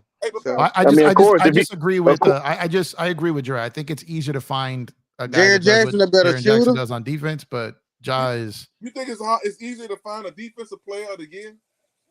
That's not what I'm saying. I'm saying it's like what I was speaking what Dre said. I said I think you're right. You can find a big who can play good enough defense to get you. I'm not going to say the same player that Jaren Jackson is, but they go out and find someone like Ja. But like you just said, Ja the worst player in the fourth quarter. So we got to. Well, he is. He's got to mature. He's got to mature. Translate to this. But yeah, I agree. He's young. He's young is what I'm saying. He's not there yet. So is Jaren Jackson. I mean, I think here's my thing. I don't think I'm even really disagreeing with you is what I'm saying. You know what I mean? Like that's what I'm trying to say is that I'm just speaking from the perspective of if you're building a team from scratch, you want the star first. Yeah, for real. Yeah. You know what I mean? Yeah. It's all I'm saying. And I love Jaren Jackson. Yeah, I love Jaren Jackson. I mean, he does a lot of good things.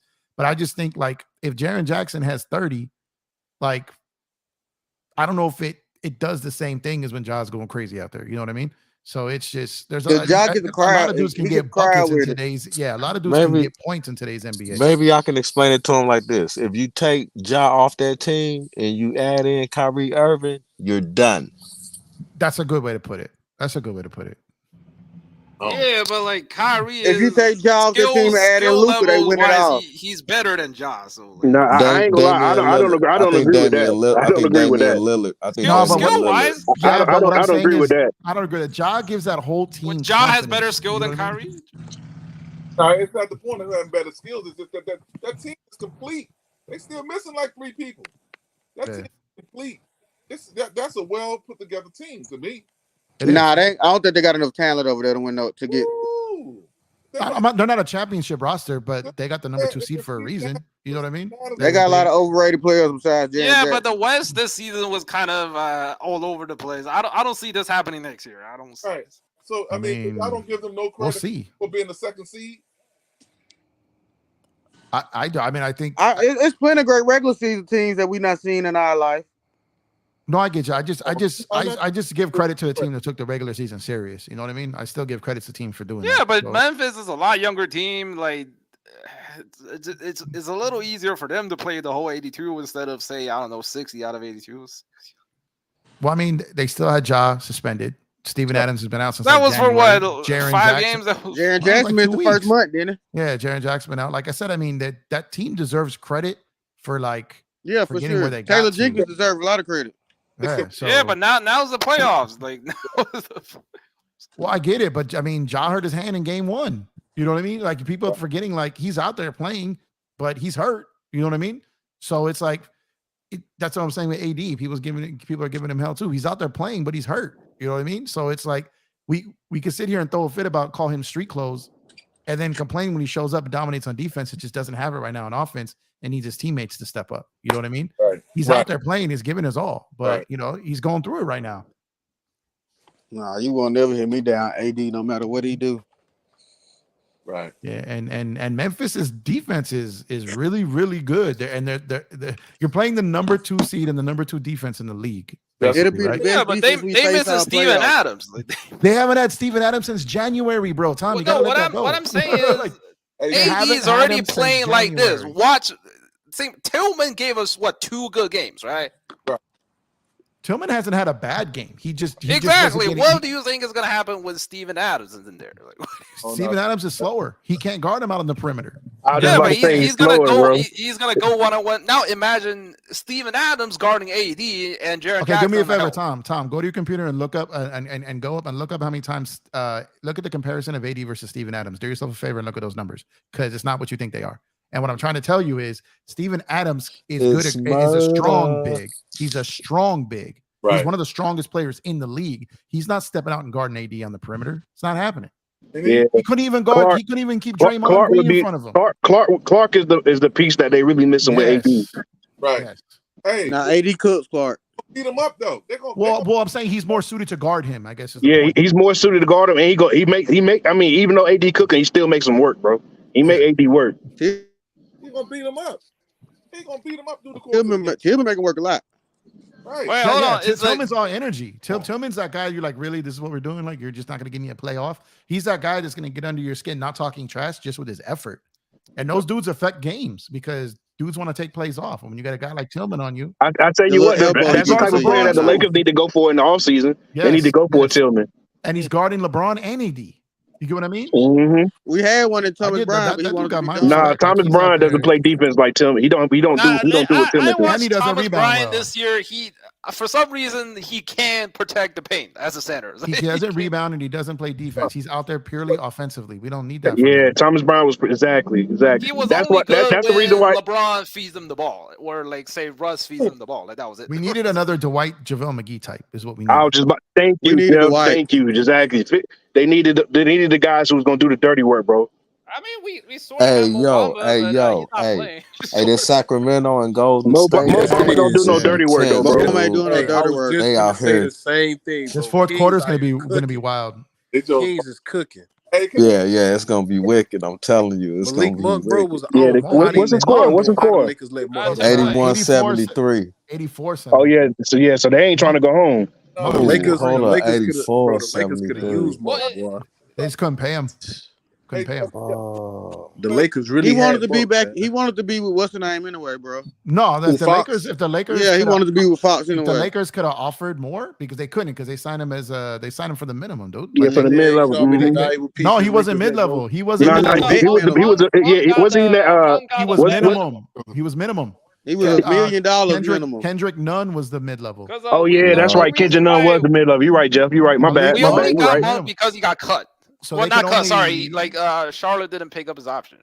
Well, no, he had options. He chose the Laker. He chose the Laker brand. No. It was a. No, he had more money on the Charlotte table. had He chose the a, Lakers as a prove it deal. Charlotte had a restricted So- free agency on Monk, but they chose not to pick that up. No, what do they call it? They Renounced could his have rights. kept him if they Renounced his wanted rights. to. Yeah, but they But what He I'm had saying is the offers Lakers from could other not have teams. matched. The Lakers could not have paid him what Sacramento paid him. Is what it was. He wanted to stay. He said they just couldn't offer what. Yeah, you know, he- Sacramento gave him. Yeah, that's a fact because they couldn't because they only could go over what is it 125% of what They could of have what he gave was him made last year. They could have we gave can him pay him the 5 middle of million. exception, but that Yeah, was they could only have gave 5 him million. mid level. What Sacramento they gave 10. gave, they could have gave him what they gave Lonnie, but he got more from Sacramento. Yeah, Sacramento gave him. Yeah, he 10. got three. He got what about almost 3 times as much from Sacramento. Yeah, so. I think it's 2 times. I think he got 11 with Sacramento. No, It it's was like 18, 12 or 19 13, million. right? Oh no, he got more. It's like it's. I think it's Hey, so I 11. got a I don't think question. it's Hey, 12 or hey, 13. so I got a question. Y'all trust this? So y'all still gonna trust this small ball lineup? Ham throw out there? I don't think. I don't want to see it. Nah, I'm with Tom. I'm going with. I'm feeling more like they should do what Tom said, bro. Like if they're not gonna play Mobamba, at least have Vando play the minutes AD not in the game. I didn't say because that. between Who else said it? with somebody. Oh well, whoever said that. I'm just saying because I like the length that they would have in the front court with them three. Then you have like, you know what I'm saying? So like, even though you're smaller, you still have 6'8", 6'9", 6'9". So I like the length that you'll be able to have in that front court. How tall is Tillman? 6 what? 9? 6'8", 6'7". Tillman is not tall too. He's like 6'8". He's like LeBron size. Yeah, he's like 6'7", 6'8". Yeah. And real quick, Monk got just about 20 mil from Sacramento over 2 years. So okay, so like that's 3 times, like 4 times amount. Yeah. So listen, man, that game 5 was so winnable with the Lakers, even despite LeBron bad play. They could have won, but Sacramento, Memphis just didn't lay down. It was actually impressive. it was winnable. But we laid down, sort of. No. When the Lakers made their push, they pushed back. They took the punch and swung back. No, they you know what actually the thing that has me the most worried is the fact that it seems like Memphis started to mature as the series went on. They talked after the last game, but it was basketball talk. They weren't talking about poking bears or he's old or anything like that. They talked about coming back to Memphis, talking about that's basketball talk. Every team says that when they're down 3-1 and they win game 5. They didn't talk anything out of pocket. So for the fact that they're starting to figure that out, the maturity level, that is probably the most concerning part. So, and then they not only did they show maturity during the game part, they showed it afterwards too, and that's what I'm most concerned about because they seem to. And something else to be concerned about is they ain't had that signature Memphis game where they shooting the lights out yet either. They don't have that game. They ranked 28 and catch the shoot opportunities this year. Yeah, they're really when they go to the basket and like driving like when Bane's game expanded to where you can put it on the floor and go to the basket. That's when they took it to the next level. Yeah. Mm-hmm. That's when they took it to the next level because before he was just catch and shoot really, or like maybe now he goes, and now teams are kind of like, is he a shooter or is he a slasher? And now when they got you guessing that's how he gets to the free throw line so much. Because he elite. Yeah, I like the improvement he had to his game, and I think if he improved his game some more this season right here, I think he could potentially become an all-star. All right, he's got all the tools and he's got the opportunity and he's got the spotlight, so he should. You think they bringing Dylan Brooks back? Nah, I doubt it. I don't know. He a free agent. I think Dylan Brooks will better off go to a different team for himself. I don't know if they're interested. They tried to trade him at the trade deadline, so I don't know if they're going to want to pay him. For his own career, I think. Imagine if the Nets would have took that trade they sent. Oh, yeah. The Michael Bridges for 4 first-round picks that Memphis. They tried to get him. Memphis offered 4 picks for Bridges. 4 unprotected first-round picks, and Brooklyn and said Brooks, no. And Zaire Williams. Yeah. I guess Brooklyn doesn't want a total They still want to contend, sort of like. Right. Not for the championship, but like for playoffs. They want to contend. They said that. Oh, they said that. Okay, all right then. Yeah, because now they have Cam Johnson and Bridges. I won't let me get my question in. I want to ask a question though. Oh yeah. I just want to get some clarity on this. Are we all watching the game? We all watching this the Sacramento and Golden State. I got it on. Yes. So this is what I want to ask. Did you see when Looney and Sabonis was actually jumping for the jump ball, and the way that Looney actually used his offhand to actually go for the ball, and he held them down with the he went, you stand and you jump the ball in a certain way when you go straight up. Portia, what up? Did you think that all day? Was that a foul? It was a foul. They just ain't call it. I think so. Like when Bane did it to AD. Yeah, the AD. Yeah, I've seen it a lot in jump balls. It looks like teams are exploiting it because the refs aren't doing anything with that. I've seen it like look at E40. I've seen it like 6 or 7 times these playoffs, and the refs haven't called anything. Damn near every jump ball. That was easy. I mean, he bowled them all in the face. You see, I swollen and everything. I just don't know. But see, that's the whole thing too, fellas, man. The referees gonna control this shit, man. And that's an injury risk too. And see, that's the whole thing that I tell you, man. In these hostile environments, man, LeBron James kind of understand that. Not only does mental need to grow up, but we got to grow up as well. And we only gonna go as far when AD has a good game. Role play, we haven't put together. To me, just the whole AD have a good game. Role players do their thing. Where LeBron can just kind of pick his pause and where it's those assists, scoring or whatever, where he doesn't have to do as much. But that's our remedy for winning, man. Yeah, but They've been doing it all series. I'm telling you, we got 5 guys averaging double figures. Like the role players their role players woke up is when the series is starting to shift. They've got to pick it up defensively is where they really need to get it back. Energy, effort. Yeah. Well, second chance points. That's I can't believe. Sorry, I'm sorry. Let me cut you off. I'll shut up real quick. But the second chance points, that's how they kill us every single time. We shut down those second chance points and we win by double digits. That's it right there. I'm telling you. And that's what I say when I say they need to come in locked in and focused. That's what I mean with that energy. I'm talking about on the defensive end because offense has never been the Lakers' problems. To me, they, like Jeff just said, bro, it's been on the defensive end. And I feel like if they come in locked in every night to play on the defensive end with that energy, I feel like they could beat anybody. With the right rotations, though. With the right rotations. Yeah. Those two. Yeah, of course. I mean, D-Ham don't get it twisted, man. I'm not giving D-Ham any slack, bro. But also, I'm gonna give him a little slack, but I'm not gonna give him a lot just because he's a rookie coach. So I feel like he'll be able to learn from that this season. But he definitely needs to tighten up on his rotations. Right. D-Ham has been in the league too long. I don't think he. No, but see, he's been being a long-term assistant versus being the guy who makes all the final decisions is completely different, Tom. No, but he also won as a player. Completely different. When you're given the keys to your own team, there is nothing like it till you have it. You can be a 30-year assistant. You're not making the decisions. You're not making the substitution. You're not deciding any of that. Mark my words, bro. He gonna be much better next year than he is this year with it. But my question is, I hope. What former head coaches do we have on the staff? Yeah, right. None.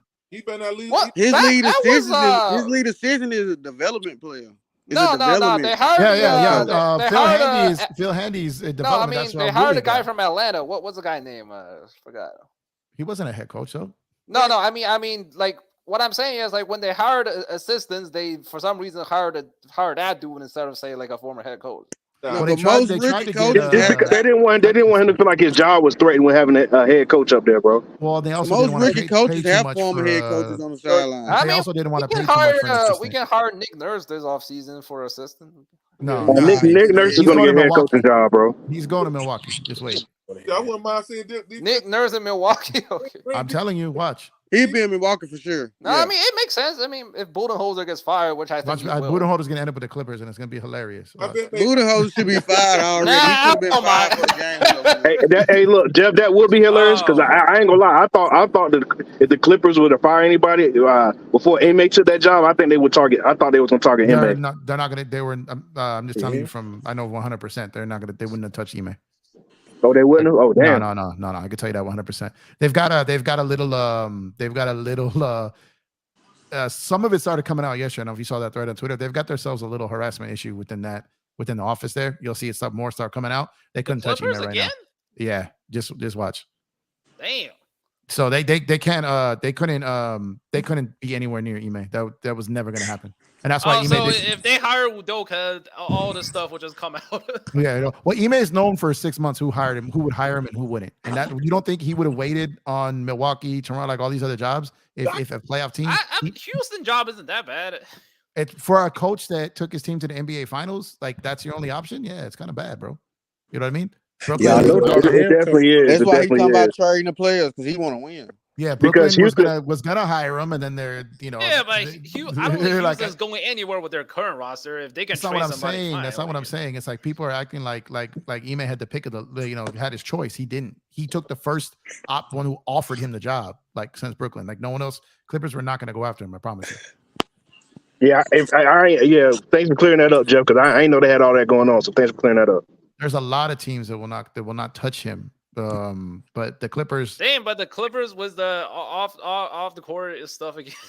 No, it's just they've got there's this dude, and it already started like getting known. So there's a dude who covered the Clippers all year and it created like a burner account, and he's just airing out all their stuff. And there's people confirming it. Yeah, so it's like there's a lot of stuff coming out on them right now. So if what he is saying is true, then Ty Lue's like out of there. So it's like Ty Lue.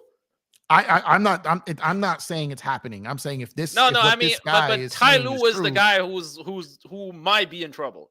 Ty Lue might be the guy who's putting this out there. Is what I'm trying to say. What? Oh, yeah. And so what I'm trying to tell you is, so it's like it's beef between Ty Lue and the management right now. Yeah. So what I'm trying to tell you is like That stuff is like it's not even being shot down because there's proof to it. You know what I mean? Dang, this is nuts. Yeah, I ain't gonna lie, bro. It Like popped up on I my feel timeline the other day. I feel went bad deep for into Tyloo, it. bro. I feel bad for Tyloo, bro, because if that team would have been able to just stay healthy, bro, like he wouldn't be in the position that he in. Yeah, and everyone's blaming like you think we're giving Darvin Ham hell. These well, I don't know how many real Clipper fans, but these like Braun hater Kawhi catch honors, you know what I mean? Like they are just filleting Tyloo. So Why it's like would they blame Yeah, Tyloo though? they're trying to say. Have you seen the report that they're trying to say that Tyloo? I got a question. How come he didn't become the Lakers head coach? They only offered him 2 years. Yeah, and they were trying to control his coaching staff too. Why didn't he just take the 2 years? Because no, because they were trying to control his coaching staff. Because once he takes that 2 years, here's the thing. It's why certain players will never take a minimum deal. Is because once you take the minimum deal, that's all you're going to get. So it's like the second he takes a 2-year deal, he won't get a 4 or 5 year deal after that again, an offer. Right. Because they're going to, his agent wouldn't let him take that deal. Because it's like, bro, you're a championship coach. Why are you taking a 2-year deal? And the second year is probably an option. Exactly. I mean, Frank Vogel, a championship coach. Where is he now? He get paid for getting fired. He took a 2-year call. He took a 2-year deal prior to that. He won't take a 2-year deal again. Hey, so panel, do you blow up the Clippers or what? You blow it up? I don't know if you can trade Kawhi though. Like, who's gonna trade for Kawhi? Who's gonna trade for say, I don't think they would trade Kawhi. I think they might trade bro. Paul George. It's a good question you ask, but what are you gonna get for Kawhi? What team gonna want Kawhi? Like who's gonna give them something? I think you could get a team that would want. To me, they should wait. Okay. I can see Toronto take Kawhi or PG. To me, you got to look at history becoming now, right? So the thing is, I don't think they can trade Kawhi, not because of his health thing, but because of what they did to Blake Griffin. If they do this to another star, they will never get anyone again. So at the end of the day, like I can see them trading Paul George. I can see them moving Norman Powell, Zubats, but they cannot move Kawhi. This the biggest player in your franchise that ever chose you. You get what I'm saying? If you trade him, no marquee it's already hard enough for them to get a marquee free agent. They will never get a marquee free agent again. Hey Jeff, you can dangle that new arena out there. Nah. I'm telling you, I get it, but at the end of the day, it's already a lower brand. You're already not. They already got a weak TV deal. They already got weak when it comes to marketing and endorsements when a team plays for them. Clippers got a bad TV deal. They're on Bally. Like they don't got their own network like most NBA teams. What I'm saying is they don't have like. When you go there, you already take a hit just by going there because the brand across, the hall right now, I know they're out of there, but that arena is not going to pull people. 1,200 toilets aren't pulling players, bro. You know what I mean?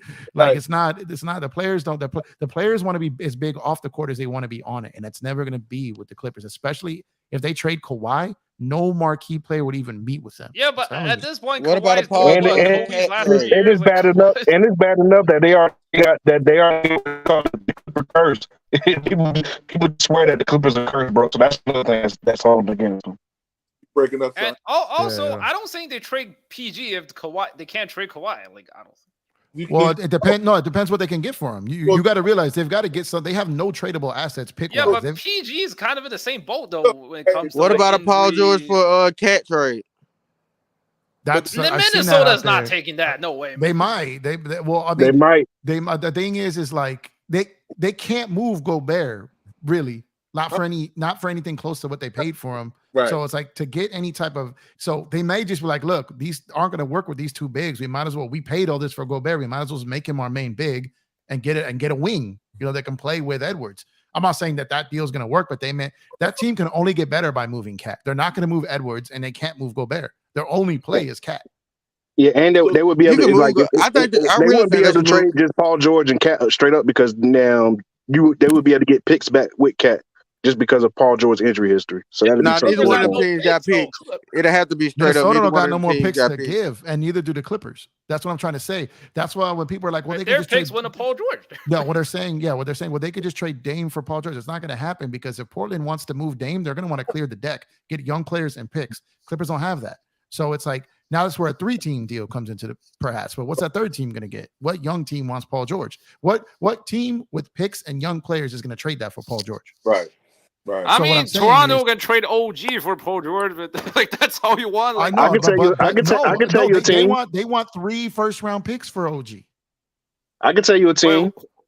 Wait, who offers three first Charlotte. picks?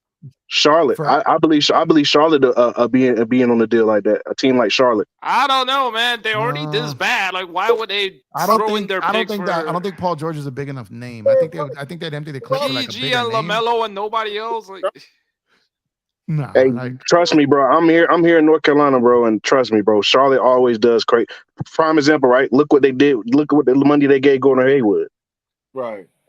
Oh, so you're saying like Charlotte might just do another but that didn't cost them like multiple like picks. Like what would they give I up? know it didn't cost them. I'm not saying that it cost them multiple picks, but I'm saying they do dumb stuff like that. That's all I'm saying. There's a lot of teams they do dumb stuff that doesn't make sense, and they do it consistently. Like I could see a team like Miami, like looking at Paul George. Miami, I don't know if Paul George will go there. Like, but maybe the Thunder can get him back. Shout out to him. Yeah, but I'm telling you, Miami would do it because they'll be trying to get off Kyle.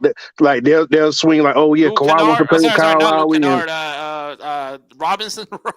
Watch out for the Thunder and the Pelicans this offseason. They control the draft. Well, that's what I was gonna say right now. Like that's a deal that I talked about the other day of a Paul George for like a CJ McCollum and something type of deal. I could see something like that.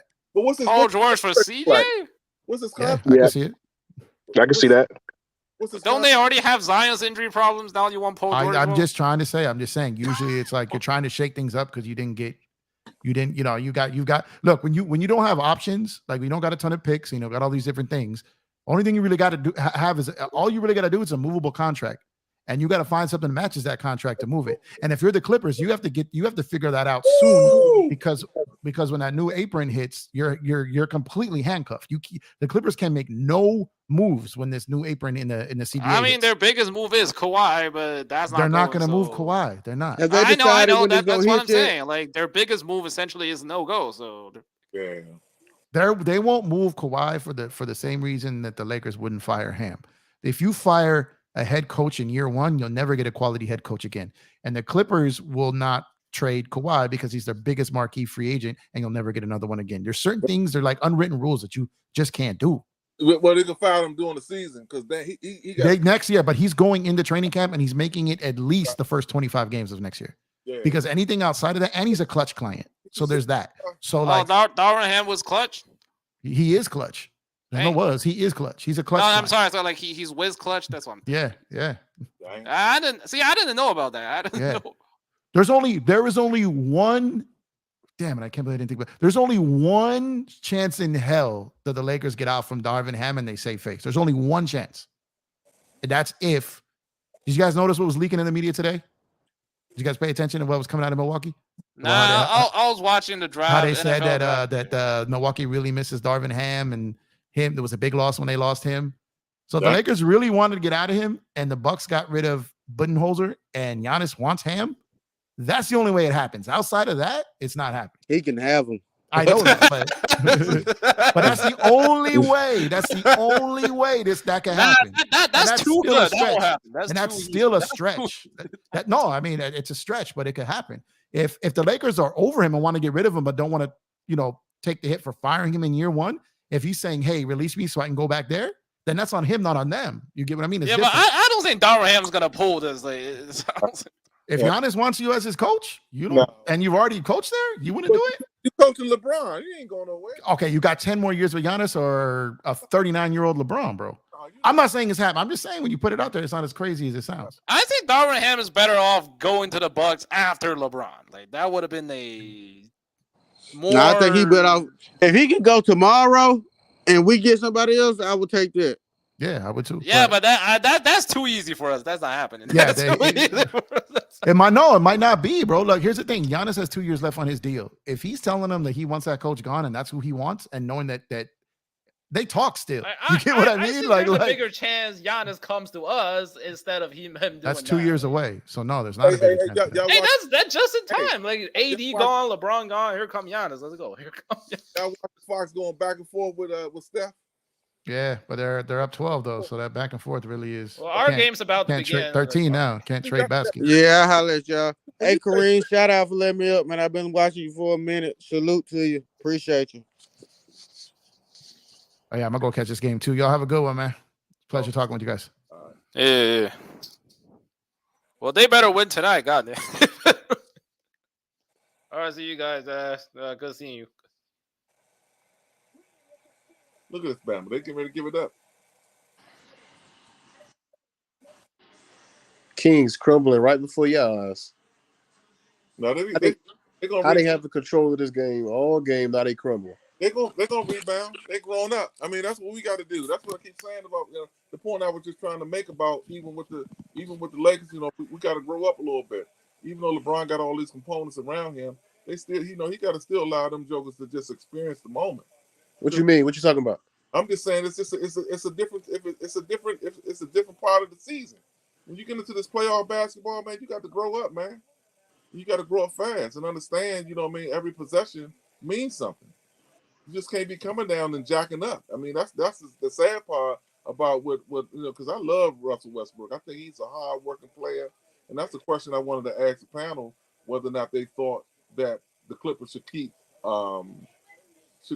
Russ, or what they should do with him. You know what I mean? Because shit, for real, he was the hardest working man on that whole goddamn team.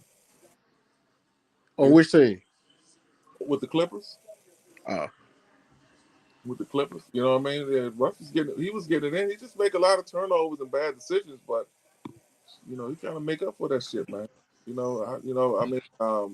KD and Chris Paul gave him some big praise about this is, you know what I mean? But look at this guy right here. You know what I mean? The Lakers better shut this shit down tonight, man, because we don't want to go back to Sacramento. I mean, we don't want to go back to Memphis. We don't want to go back, man.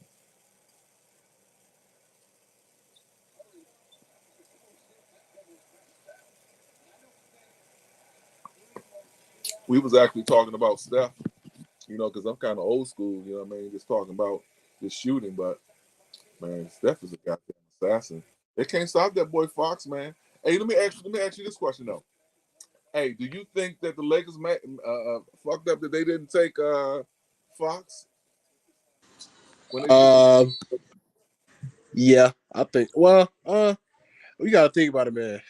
If you look at the last 5 years, the Lakers done between letting guys go, whether it was for a trade or whether it was through a draft, whether it was through not wanting to pay him and being cheap.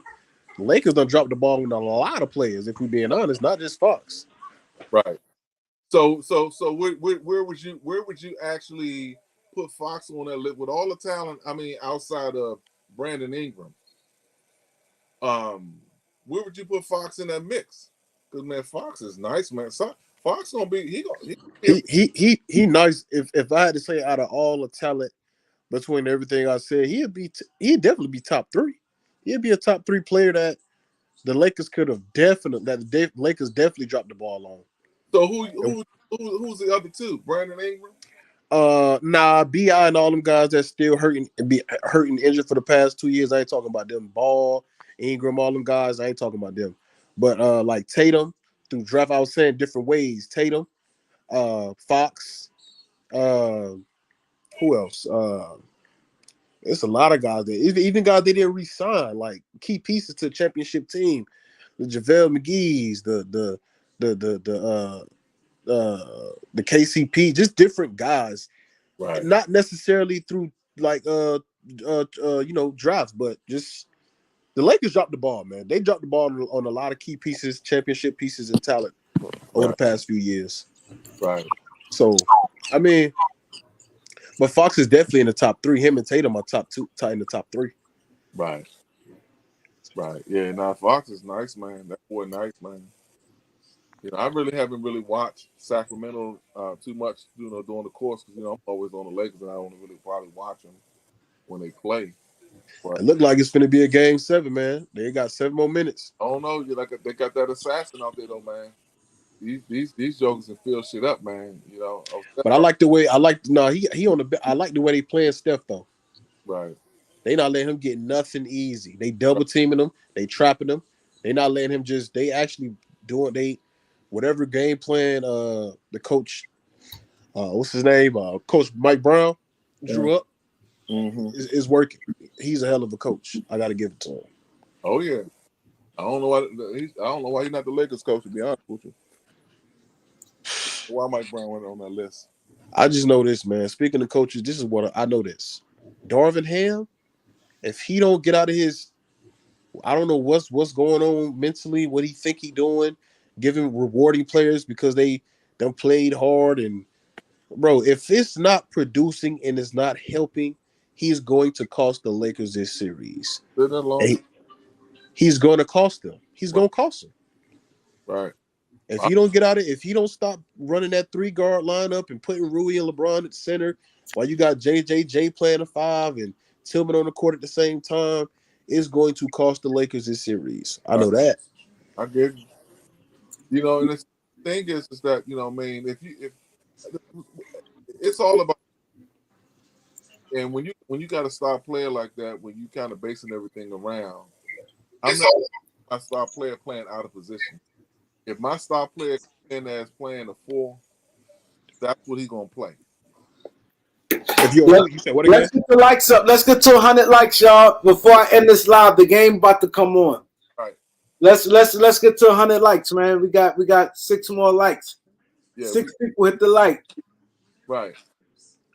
Oh damn! You need 6 more. Yeah, I really don't. Hey, 6 more likes before I end this live because we got the game about to come on. Big game. That time. Yeah. Okay. Well, all right, my brother. I catch you. Hey, Kareem. Always appreciate my brother. Yeah, I catch you, Kareem. Hey, Kareem, you doing the stream after the game? All right. I'm going y'all could cook for like 2 more minutes. I just want to get the people to get up some. All right. Yeah. Okay. But yeah, man, Ham gonna have to dig deep. He gonna have to dig on that. He gonna have to dig deep on that bench, man. He gonna have to do something. At least put Mo Bamba in there for 2 minutes. See what he do for 2 minutes. Like try it. Like put some size, put some length in there, some rebounding. Just try.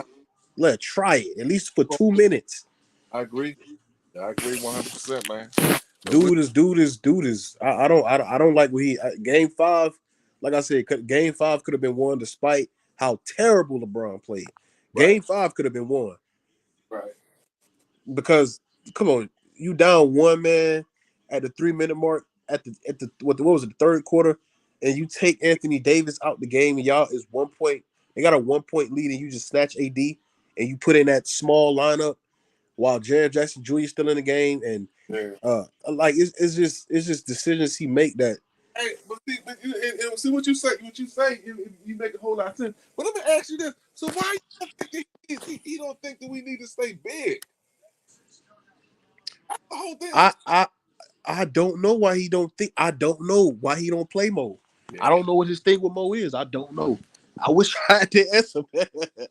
I wish I had the answer. And on top of that, Mo can stretch the floor. He's not he ain't the best 3-point, but he can stretch the floor. Like, Mo is a versatile big, man. I don't know, man. I just don't know. Yeah. Well, I love to see anybody play alongside LeBron, but it's just like I don't get it, man. So I'm gonna sit here and do this, and hopefully he'll do a stream afterwards and whatever. If he does, I'll catch you on that, Joe, man. Appreciate you. For sure, man. For sure. Take care. Enjoy the game, man.